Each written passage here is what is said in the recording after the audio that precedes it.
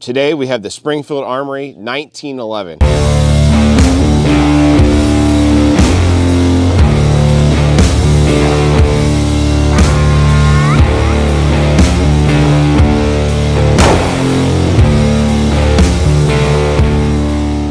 All right, I'm Mike with Hunt, Fish, Shoot. Today we have the Springfield Armory 1911. This is the Range Officer Elite Operator.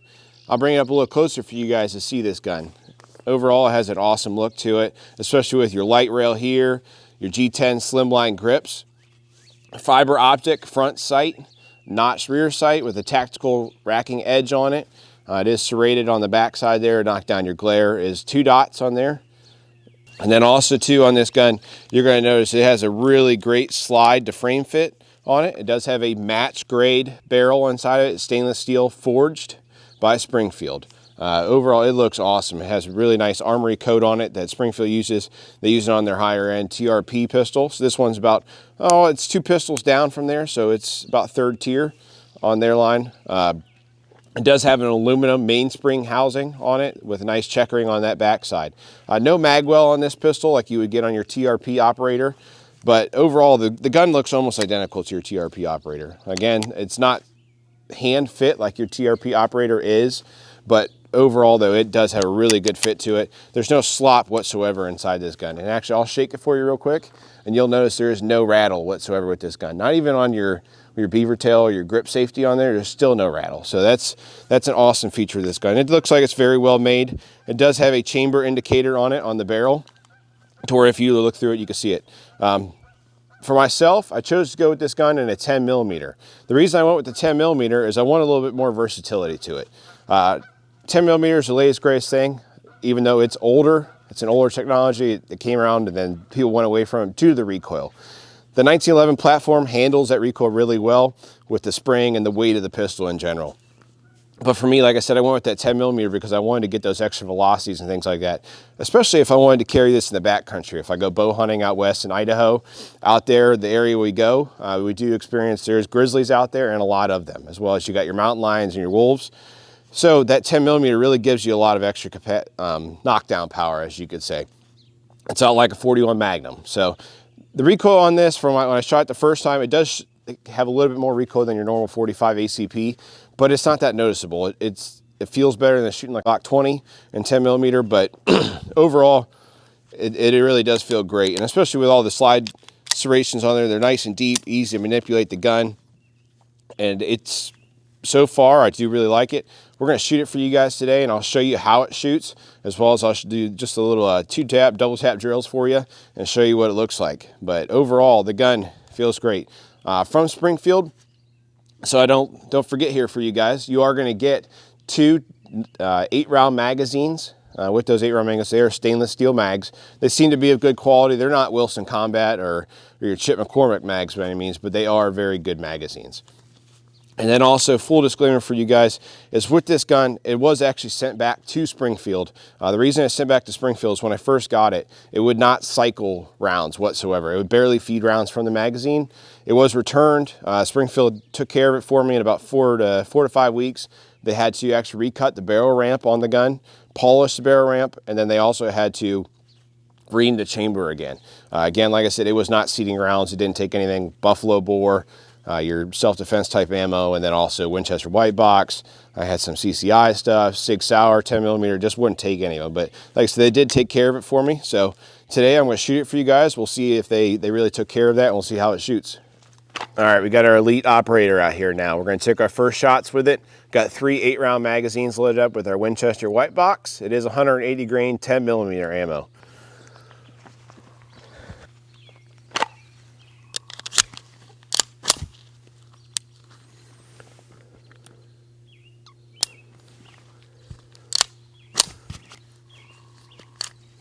All right, guys, I'm going to show you what's going on right now. The mag on the Springfield right now, I had to slam it in a little bit harder than you normally would, in my opinion, on a pistol. There's no slam pads on your standard Springfield magazines like you got on your Wilson Combat. In my opinion, it makes a big difference when you're trying to do those mag changes. So that's probably a big thing that I just noticed right there. So I just tried to rack that slide a couple times, didn't notice it wasn't fully seated. So let's give that a shot again.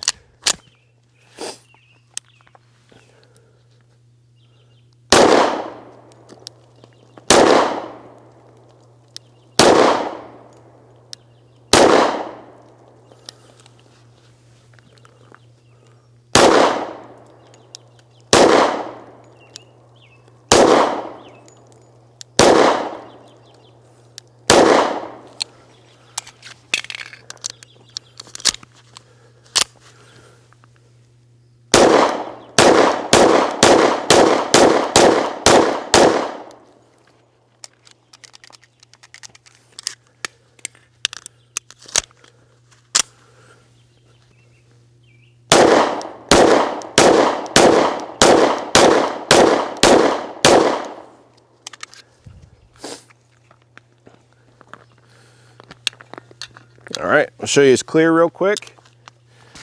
The gun is clear. Initial impressions, feels pretty good. It does appear though, I'm noticing that on the ejection on this gun, it's not ejecting real well. I can actually see it hitting off the slide as it comes out. I don't know whether the ejector probably needs tuned a little bit more, maybe by Springfield, I'm not sure, but as I'm shooting it, it does feel good. It's handling that recoil well. That 10mm is stout compared to your 45 ACP, but the trigger feels good. Overall first groups on those felt good. Just got to obviously remember with this that the mag seating is stiff on here, so you really do got to slam it in there. And so definitely your slam pad on your Wilson Combat that they make a big difference compared to your standard 10mm. So you'll see that when you're trying to put those in there like that, that makes a big difference, especially getting it seated all the way.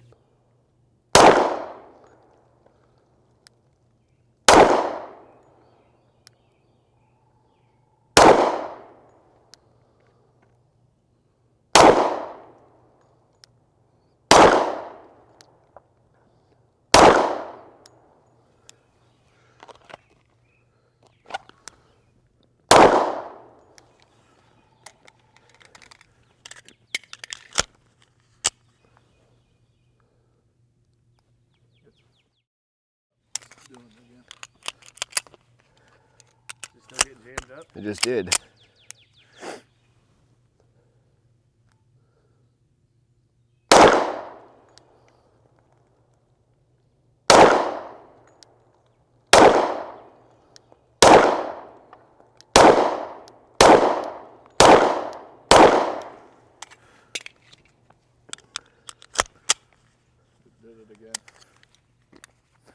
All right, I got another failure to feed off that mag change. The mag is seated all the way when I'm doing that. I don't really know what's causing that. Like I said, again, you can see it's just sloppy when it went in there. Again, I could feel it. So there's still something wrong with the gun from Springfield. It looks like I'm probably going to have to send it back again or do something or other, take it to a more competent gunsmith.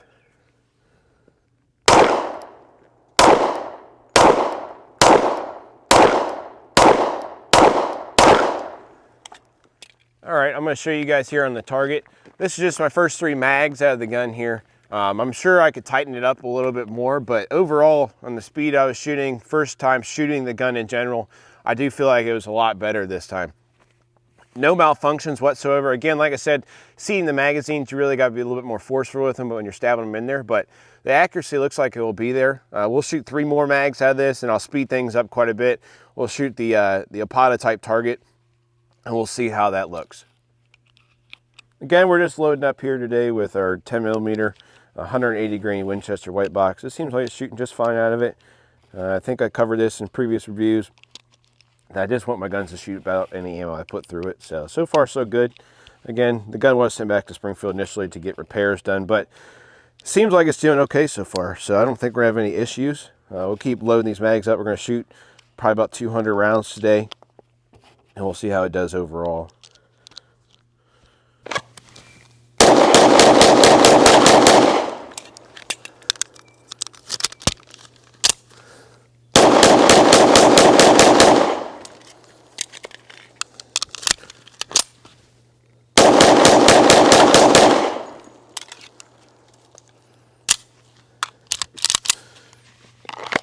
After that one, I feel better about it. I didn't have any malfunctions, whatever, on the failure to feed. Again, that was, let's see, 24 rounds, pretty much as fast as I could shoot it for now. I mean, I'm sure I could speed it up over time, but overall, shoots good.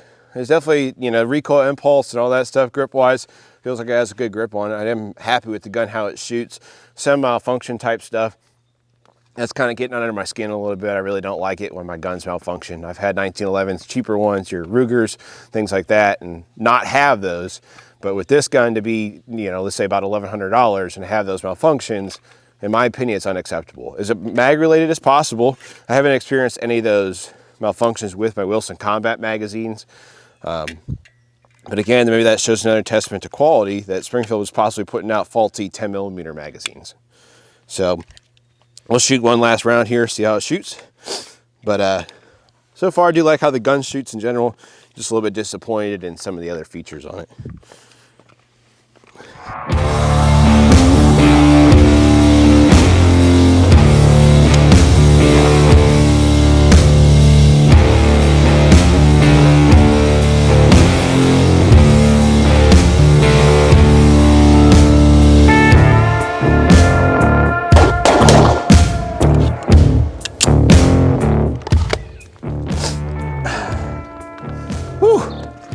I'll say one thing, without a doubt, any 1911 in general, just fun to shoot.